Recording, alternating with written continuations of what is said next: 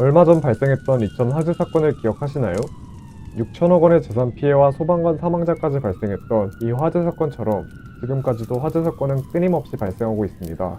또한 제천 화재 사건처럼 건물 내부 구조의 문제와 불법 주정차되어 있는 차량들로 인해 골든타임을 놓쳐 많은 사망자와 부상자를 만든 사건들도 있습니다. 이런 사건들에서 화재 현장에 더 빠르게 진입할 수 있는, 즉 골든타임을 지킬 수 있었다면 결과가 어떻게 변했을까요? 화재에 있어 골든타임은 5분 이내를 의미하는데 2014년부터 2017년까지의 통계 자료를 보면 골든타임 안에 도착하는 빈도가 점점 낮아지고 있었습니다. 골든타임을 넘겨 화재 현장에 도착한 경우 평균 시청자 수가 1.48배나 증가하고 피해 액수는 무려 3.63배나 증가한다는 것을 확인할 수 있었습니다. 빠른 화재 진압에 방해가 되는 요소에는 차량 정체와 불법 주정차 문제가 높은 비율을 차지하고 있으며 도로폭 문제의 경우에는 서울특별시 내에 소방차 진입 불가 도로가 총 1547km에 달한다는 것을 확인할 수 있었습니다. 하지만 현재 이런 도로 시스템의 문제점을 고려하지 않는 일반 내비게이션을 사용한다면 앞서 이야기했듯이 골든타임을 지키기가 어려울 것입니다. 이런 문제점을 해결하기 위한 프로젝트, 도로 데이터를 고려한 소방 전용 내비게이션, Emergency Pathfinder를 소개합니다. 먼저 프로젝트 메커니즘을 소개해드리겠습니다. 처음으로 서울특별시 주요 안전시설을 분석하고 그 결과 적절하게 소방 시스템이 구축되어 있음에도 불구하고 높은 피해 상황을 보이는 동대문구를 사이트로 선정하게 되었습니다. 수집한 도로 데이터를 바탕으로 QGIS와 라이노를 사용해 데이터를 수정했습니다. 알고리즘을 적용하기 위해 도로 데이터를 노드화시켰습니다. 그 후 긴급 상황 발생 시 소방차가 빠르게 이동할 수 있는 도로를 이머전시 루트로 지정하고 이를 통해 최적의 동선을 구성했습니다. 이것이 저희 내비게이션 구성도입니다. 이는 최단 경로를 찾는 알고리즘으로 기존 내비게이션의 경우 다익스트라 알고리즘을 사용하는 반면 이 프로젝트에서는 효율성이 높은 플로이드 와샬 알고리즘을 사용하였습니다. 그래스호퍼로 노드화된 시작점, 도착점, 거리값 데이터를 C샵 코드로 받아와 최단 경로를 구했습니다. 승용차와 달리 소방차는 다음과 같은 회전 반경과 폭을 가지고 있습니다. 이를 통해 소방차는 최소 6m 이상의 폭을 가진 도로에서 이동이 용이한 것으로 판단했습니다.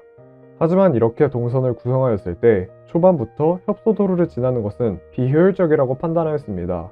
이를 해결하기 위해 도로 상황에 유연한 대처가 가능한 12m 이상의 도로폭을 가진 4차로 이상의 도로를 통해 이동하다가 화재 현장 부근에서만 협소도로를 사용할 수 있도록 화재 현장 부근의 협소도로로 구성된 구역, 즉 내로우 로드 섹터를 지정하게 되었습니다.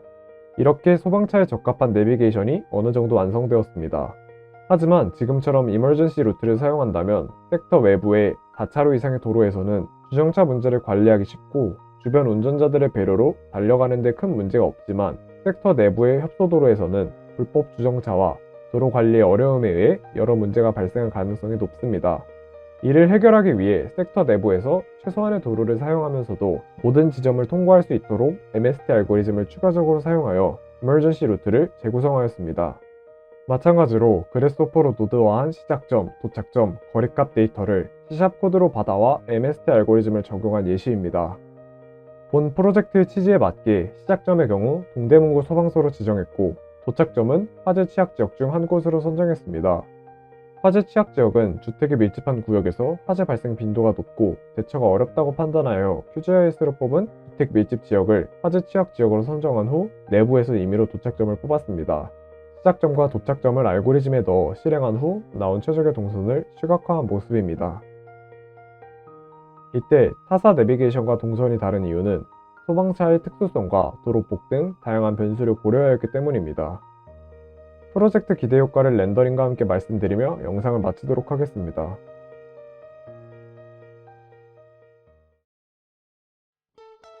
본 프로젝트의 기대 효과로는 우선 소방차가 화재 현장에 보다 빠르게 도착할 것으로 예상되며 동대문구뿐만 아니라 다른 어느 지역에서도 적용이 가능하며 응급 차량이나 물류와 같은 다른 분야에서도 적용이 가능할 것으로 예상되어 범용성 및 현실성이 높다고 생각합니다. 또한 프로젝트 진행 과정에서 실시간 교통정보 데이터를 가공하여 실시간 도로 상황의 혼잡도에 따라 색상별로 구분하는 작업을 했지만 아직 이를 알고리즘에 활용하는 단계에는 도달하지 못했기 때문에 이 점을 발전해 나갈 예정입니다. 시청해주셔서 감사합니다.